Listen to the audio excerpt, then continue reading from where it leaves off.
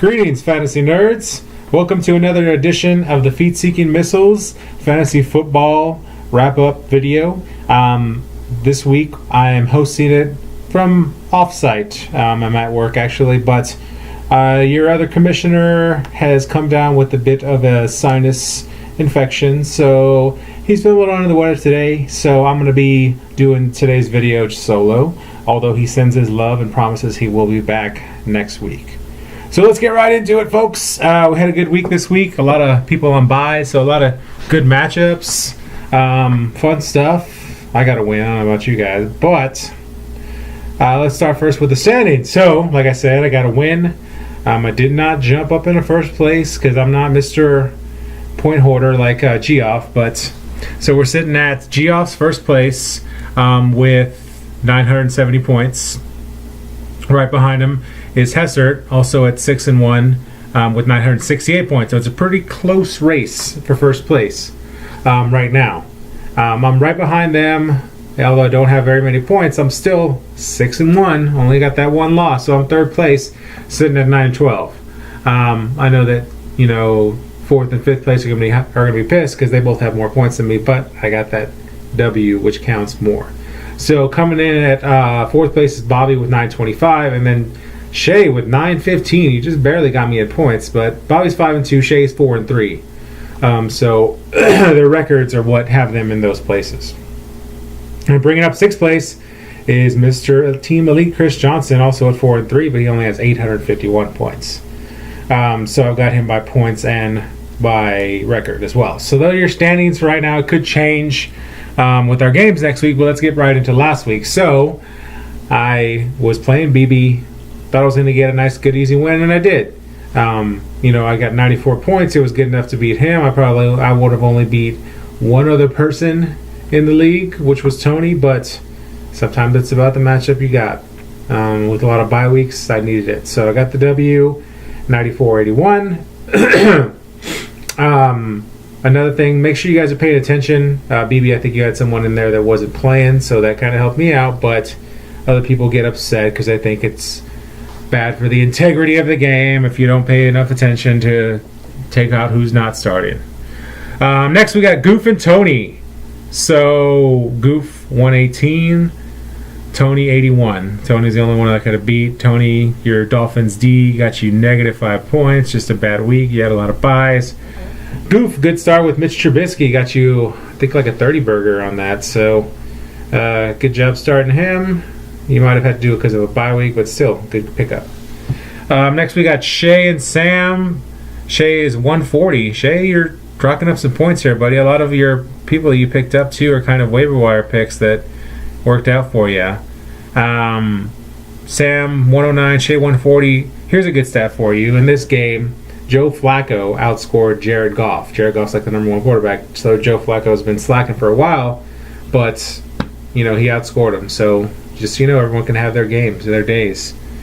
Next one is Mike Hessert and Rick Danger. So Rick, I propose that you change it also, even go further into it. Just start calling yourself Rick D, because that's what I'm going to be referring to you as. Surprised that hasn't happened already, because that kind of gives a little mystery. Because you meet a lady, she's like, well, what's the D stand for? And you'd be like, wouldn't you like to find out? So, and then you can tell it stands for danger if you don't really want to give her the D, if you know what I'm saying. So Hessert 147, Rick D 106. Rick D, stop playing Jordan Reed. I don't think he's ever done anything for you. Find another tight end. I'm sure there's some out there. Just, he's a Redskin too. I mean, come on, just drop him. I won't pick him up. 106, 147. Mike killed it. Mike's on a tear. This guy cannot be stopped. I'm the only one who's beat him. But I need another good game to beat him in the playoffs, which I think is going to happen.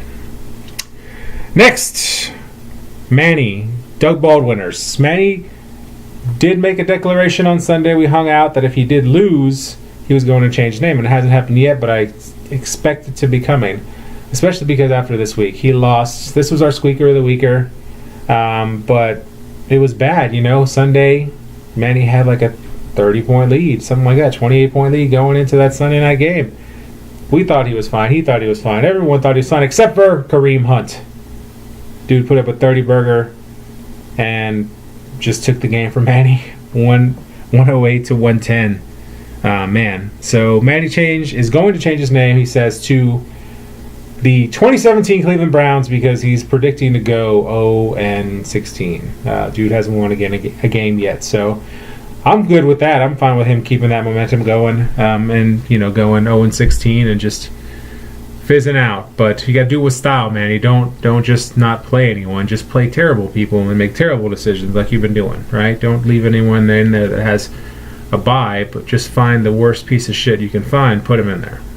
And this also affects the poll because if you are last place, you'll get your first pick of your draft next year if it votes that way.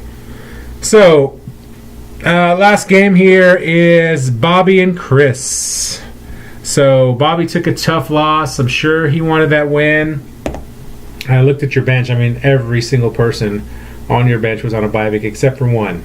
And the one that you could have played that would have got you the victory, which is Danny Amendola. But that's a tough call. You couldn't really predict he was going to put up 17 points and all your other players were going to put up the shit that they put up because Bobby was 107, Chris is 118. So, okay, those are games. So, let's go into next week.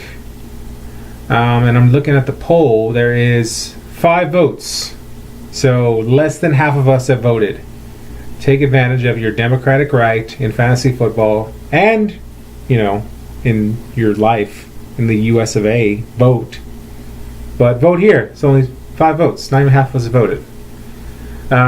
So here we go. Next week. Me versus Shay. First game. So Shay's been on a tear. He's been putting up a massive amount of points. But he's been doing it with these strokes of luck. So hopefully I think his luck's going to run out. This is a week where let's see who he has starting right now. Good thing about me doing this is work, and I can just look up the stuff right here in front of me. Easy peasy. Okay, I'm at the wrong week though. So he's got Aaron Rodgers back in there now. Demaryius Thomas, Alshon Jeffrey, Kyle Rudolph. He's got a good squad.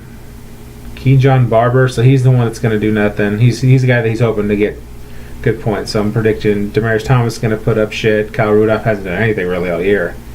So, go me. I'm going to take this one down. BB and Goof. I need BB to get a win over Goof just to take him down a peg with his record because I'm not going to catch him on points anytime soon. Tony and Hessert. Again, I need Tony to take down Hessert, get that record down to a manageable level. Scotty and Sam. So, Scotty, since you got that first W, I'm gonna stay on your train, on your bandwagon, and hopefully you'll get this win versus Sam. Rick D versus Bobby. Of course, I need Bobby to keep getting those L's since he still has more points than me. So, Rick D, give him the D. Or give him the L. Give him both. Shit. I'm going for you this week. Last is Silky, Chris, Team Elite versus the 2017 Cleveland Browns, otherwise known as Manny. So sorry, Manny, can't go for you. If I want you to be Cleveland Browns, Chris, I'm picking you again. So let's talk about it. All right, so there's your picks. There's your recap. There's your standings. There's everything you need to know. Jacob the 4th will be back next week. And I'll see you guys on the digital field.